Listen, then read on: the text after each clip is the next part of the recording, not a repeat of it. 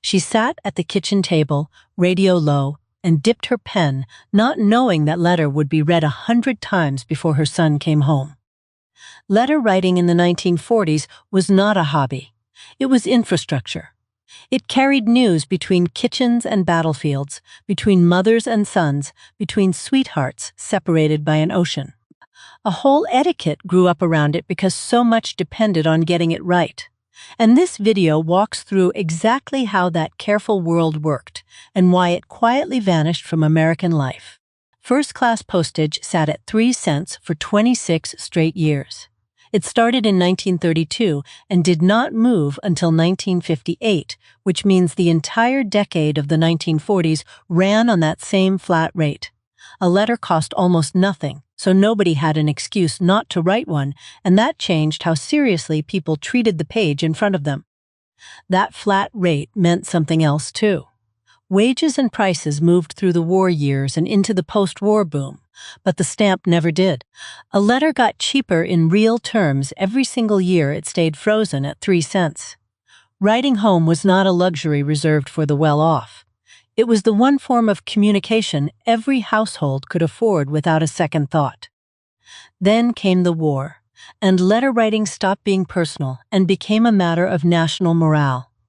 Commanding officers tracked mail delivery the way they tracked ammunition. The government believed and said so plainly that a soldier who heard from home fought better than a soldier who did not.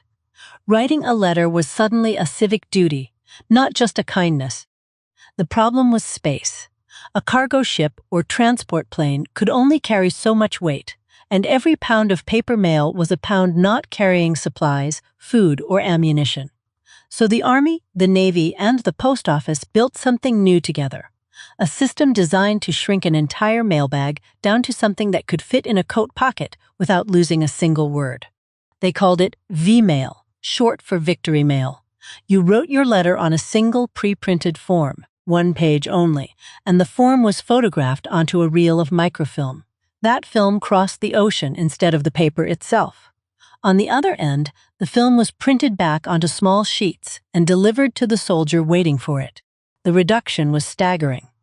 A sack that once held over 100,000 full pages of mail could be replaced by a reel of film weighing only a few pounds, roughly a 98% cut in bulk, according to postal accounts from the time. It sounds like a shipping statistic. It was actually a promise. It meant your letter would get there. Over 1 billion pieces of V-mail moved between American families and servicemen before the war ended. That number is approximate. Historians cite slightly different totals, but the scale is not in question. This was not a niche wartime curiosity. It was the primary lifeline for millions of households, and it ran entirely on the discipline of ordinary women sitting down to write. Here is the part that surprises people. Because V-mail was written on a single pre-printed form, it forced brevity. You did not have room to ramble. The elegant old letters people imagine, long and flowery, were often nothing like that at all. What made them beautiful was never length. It was how much genuine care fit into so little space. Women's magazines took the coaching seriously. Ladies' Home Journal, McCall's, Good Housekeeping. They all ran columns telling wives and mothers exactly how to write to a man overseas. Keep it upbeat. Keep it newsy. Never mention a problem he cannot fix from 3,000 miles away. A woman was expected to manage her own worry so it never landed on his shoulders. The rule was never written down, but every woman in the room knew it. You did not send bad news in a letter to a soldier. Not the roof leaking, not a sick child, not a bill overdue. You saved it. You carried it yourself until he came home, and you filled the page instead with the small good things, so his one link to home stayed a comfort and never a burden. Before any of this, a child learned to hold a pen the same way every other child in America did.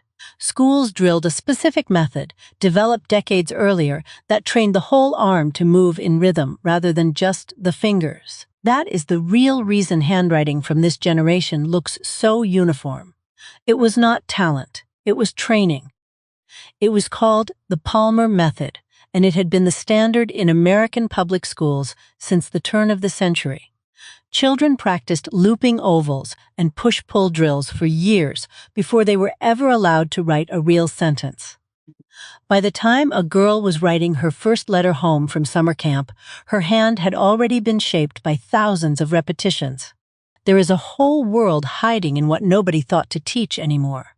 A steady hand was not just neat. It was read as a window into character. An etiquette manual of the time would tell you plainly that a poorly formed letter could make people question a person's upbringing. Today, a typo barely registers. Then, a sloppy hand actually cost you something in how you were judged. The instrument mattered as much as the hand. Through most of the decade, a serious letter was written with a fountain pen, not a pencil, and certainly not the shaky new invention nobody trusted yet. Parker, Waterman, Schaffer, these were the names a household knew, and a good pen was treated less like a tool and more like a small piece of furniture for the desk. In 1941, Parker released what became the most coveted pen of the decade. It was a genuine investment relative to what most families earned, which is exactly why it so often showed up as a graduation gift or an anniversary present. You did not buy a pen like that for yourself on an ordinary Tuesday. Someone gave it to you because they believed in what you would write with it. Then in October of 1945, something new appeared on a counter at Gimbel's department store in New York. A pen that never needed refilling with a bottle of ink, that used a small rolling ball instead of a nib. Crowds lined up to see it, but it skipped, it leaked, and it would take years before it earned the trust the fountain pen had held for decades. So the fountain pen kept its place at the desk for years after the war ended. It disappeared from polite company eventually, but it still works exactly as well today as it did then, which is a strange thing to say about a tool most people have never held. Ink dries the same way. A steady hand still says the same thing about a person that it always did. Stationery itself was never just paper. A household's writing desk, or a young woman's hope chest, often held stationery sorted by purpose. One stack for thank you notes, one for condolences, one for invitations. A woman did not reach for whatever was nearest. She reached for the paper that matched the moment, because the wrong paper for the wrong occasion was its own small failure. Ink color was not a matter of taste either. Black or blue-black ink was standard for serious correspondence. Anything brighter read as informal, even careless, depending on who you asked. An etiquette guide would tell a young bride exactly which ink belonged on her thank you notes and which belonged nowhere near them. It sounds rigid now. At the time, it was simply how a well-raised woman wrote. Some households went further and had stationery monogrammed with the family's initials, pressed into the paper or printed in a modest color at the top of the sheet. It was not showing off, it was closer to setting a good table when company was coming. The paper announced, before a single word was read, that this house paid attention to detail. The calling card belonged to this same world.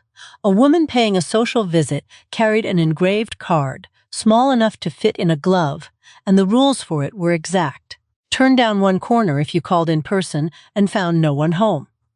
Leave it a certain way depending on the occasion. Nobody explained these rules out loud. You were simply expected to already know them.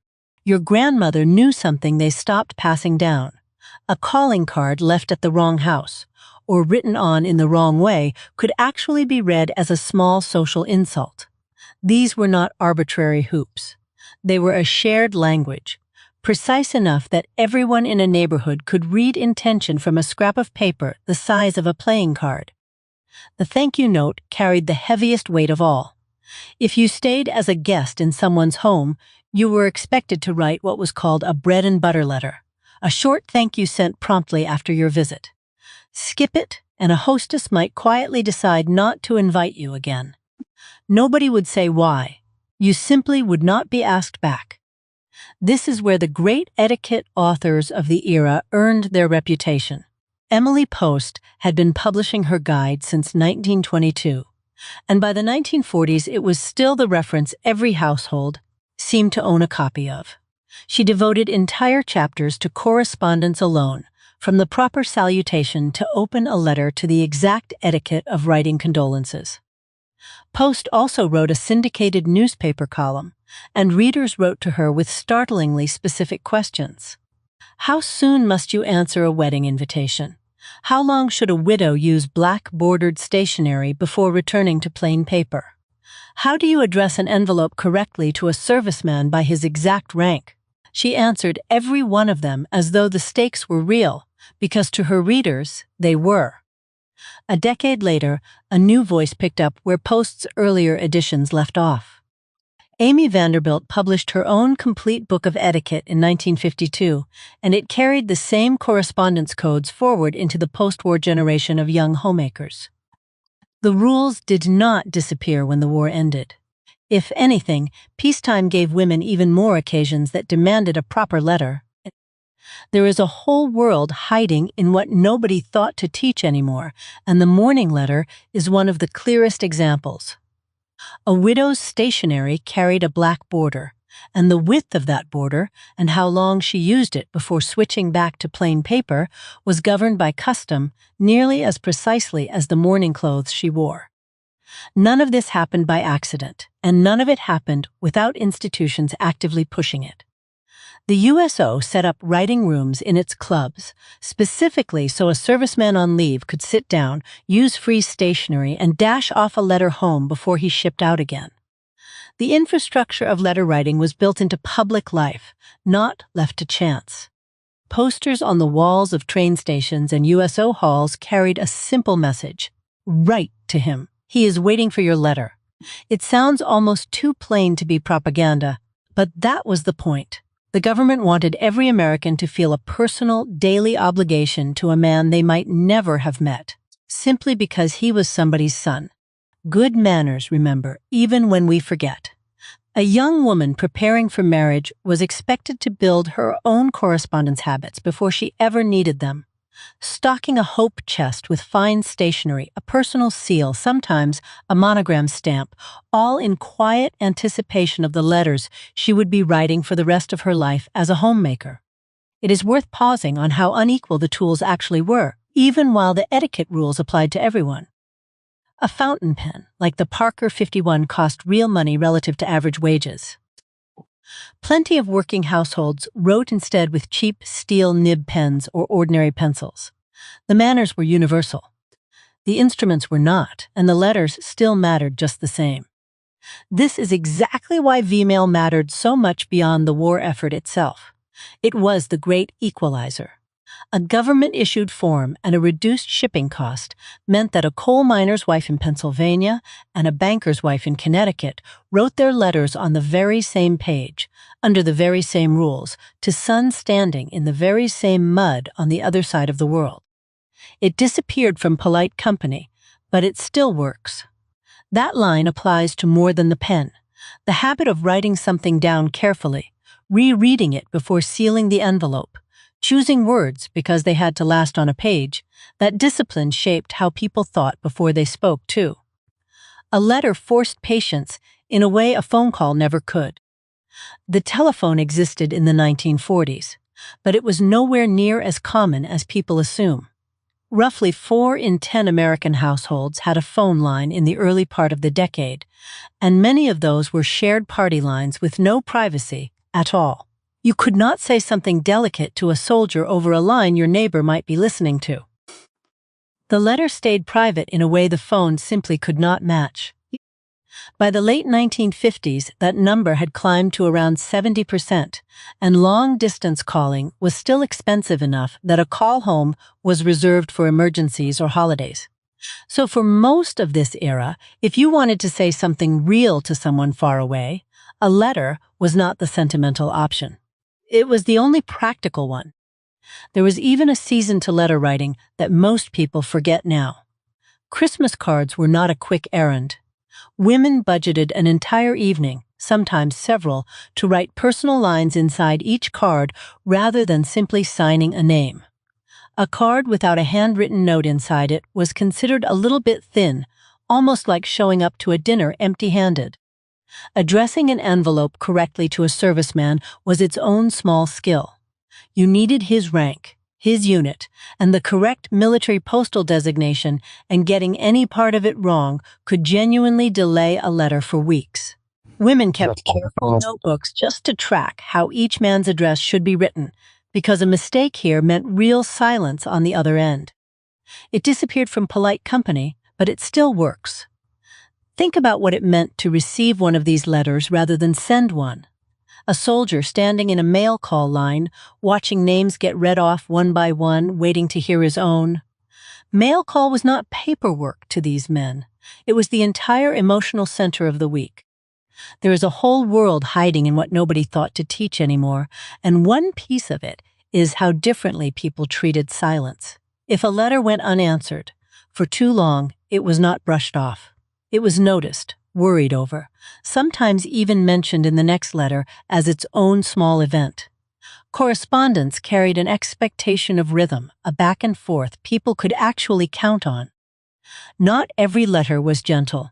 Etiquette manuals also covered how to write a firm but polite complaint, how to decline an invitation without giving offense, how to correct a misunderstanding on paper without sounding cold. The letter was a full social tool, capable of warmth or correction, and knowing which register to use was part of being considered a well-raised woman. Consider how much of this etiquette lived in the folding of the paper itself. A note card was folded a certain way depending on its purpose.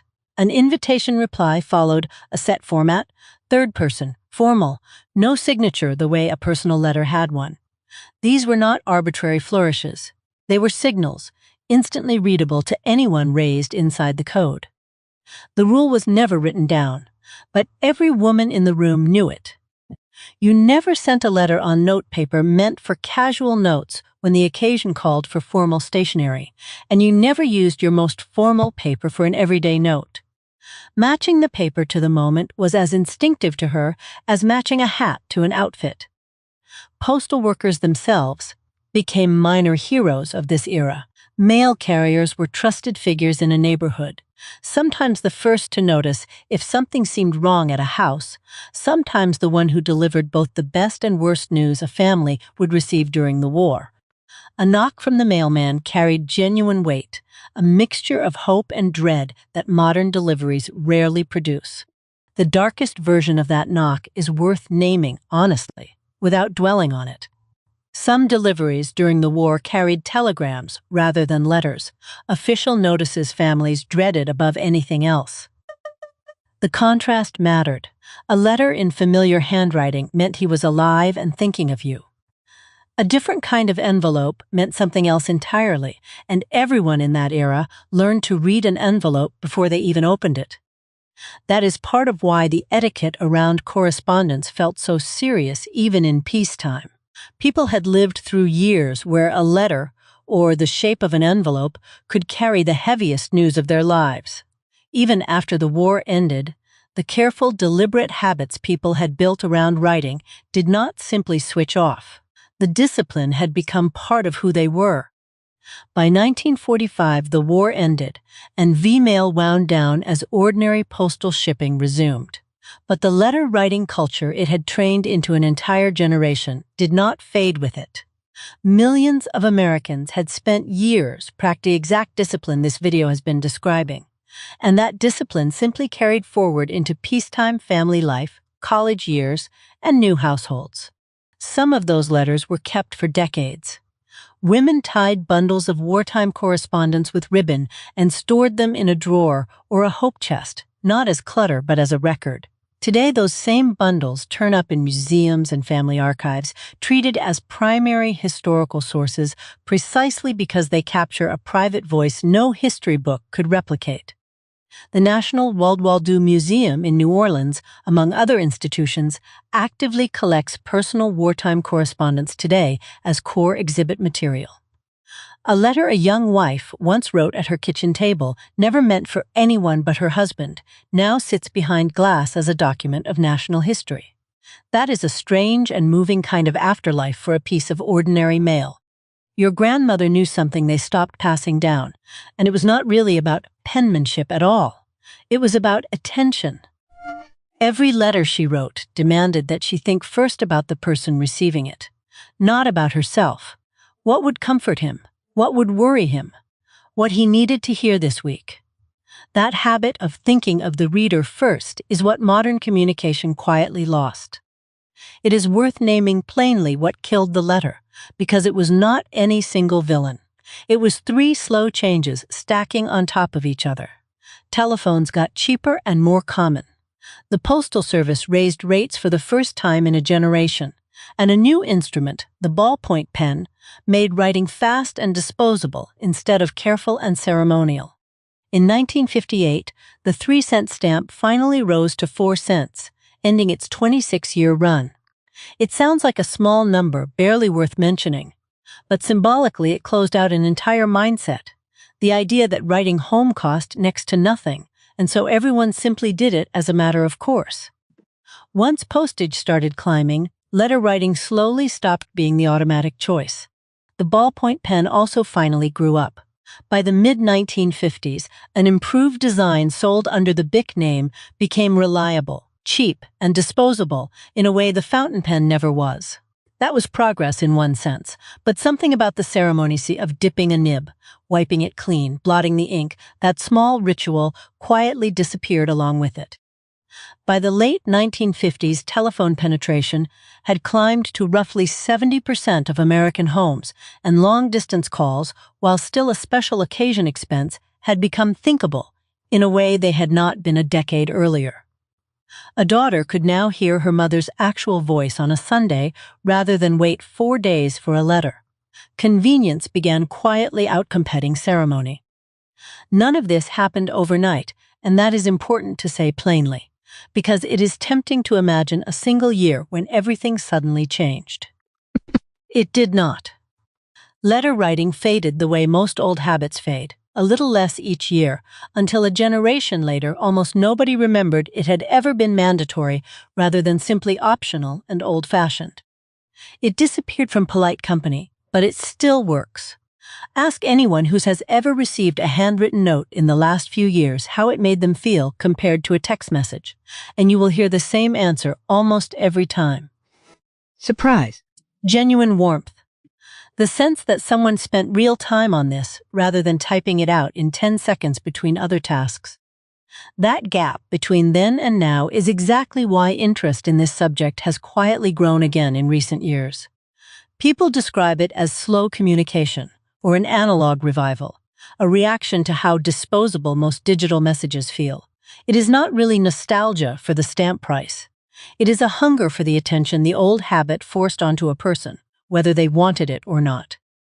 There is a whole world hiding in what nobody thought to teach anymore, and cursive itself has become an unlikely front line in that revival. After national education standards dropped cursive instruction around 2010, several states have since passed laws requiring it again in elementary schools, citing both memory and reasoning benefits and a simple desire not to lose the skill entirely. California is among the states that reinstated a cursive requirement for its youngest students in recent years, and it was not framed as sentimentality. Lawmakers pointed to research on how forming letters by hand engages the brain differently than typing does. In a strange way, the argument echoes exactly what a 1940s teacher would have told you without needing a single study to back it up. Good manners, remember, even when we forget. Genealogy research has exploded in popularity over the last decade, and family letters from this exact era have become some of the most prized discoveries a researcher can make. A photograph tells you what someone looked like. A letter tells you how they actually thought, worried, and loved in their own words on their own page. The Postal Service itself has leaned into this nostalgia more than once, releasing commemorative stamps and campaigns that celebrate the art of letter writing precisely because personal correspondence has declined so sharply for decades while package delivery has grown. What used to be the default has become the deliberate, occasional choice, and that inversion is the whole story of this video in a single sentence. Consider what it actually took to write one good letter in this era: choosing the right stationery, selecting the appropriate ink, sitting with correct posture, the way the Palmer method had trained you since childhood. thinking through what the reader needed to hear before writing a single line. None of that happened by accident. It was a full, deliberate practice, closer to a craft than a chore. It disappeared from polite company, but it still works. A modern text message rarely survives past the day it was sent, buried under 100 others within the hour. A well-kept letter can survive 80 years, get pulled out of a drawer by a granddaughter who never met the man who wrote it, and still make her cry. Permanence was never an accident. It was the whole point. Think for a moment about how differently we treat waiting today. A letter took days to arrive and days to be answered, and everyone accepted that rhythm without complaint because there was no alternative. That waiting was not empty time either. It gave a person space to actually think about what they wanted to say next, rather than reacting in the instant a message arrived. There is a whole world hiding in what nobody thought to teach anymore, and it includes the smallest gestures, like the way a woman would fold a letter to fit a smaller envelope for a serviceman overseas, saving him the trouble of unfolding something bulky in a cramped bunk. Every choice, down to the fold, was made with the reader's circumstances in mind, not her own convenience. It is easy now to romanticize this whole world and skip past how much labor it demanded of women specifically. Correspondence was not evenly split between husbands and wives. It fell overwhelmingly onto women, alongside the rationing, the housekeeping, and the raising of children largely on their own during the war years. Beautiful letters existed because women carried an enormous, mostly invisible workload to produce them. That is not a criticism of the era so much as a fuller picture of it. The women who kept this system running deserve real credit, not just for good penmanship, but for the discipline of showing up at that desk night after night, tired, worried, uncertain when the next letter back would arrive, and doing it anyway because someone she loved was counting on it. Good manners, remember, even when we forget, and this entire etiquette, the calling cards, the stationery drawers, the bread and butter letters, the exact ink, none of it was really about paper. It was a system for making sure attention, gratitude, and care got expressed on purpose, in a form that could not be deleted or scrolled past in half a second. Modern culture solved the speed problem. Letter writing never could solve. A message today reaches someone in seconds instead of days.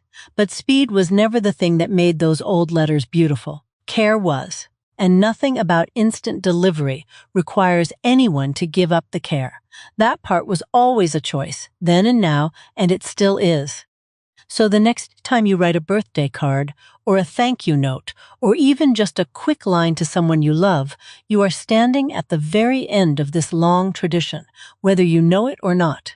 The rule was never written down, but every woman in that generation knew it by heart. You do not need permission to bring even a little of it back. What strikes me most, looking back at all of this, is how much intention lived inside something as ordinary as a stamp and a folded sheet of paper. Nobody in the 1940s thought they were preserving history when they sat down to write. They were just trying to reach someone they loved. That the letter survived at all, 80 years later, says everything about how much care went into them. There is a whole world hiding in what nobody thought to teach anymore. And letter writing is just one small room in that much larger house. If this kind of forgotten etiquette speaks to you, there is more of it waiting. The calling cards, the parlor rules, the codes your grandmother followed without ever needing to explain why. I will keep opening those doors if you will keep walking through them with me.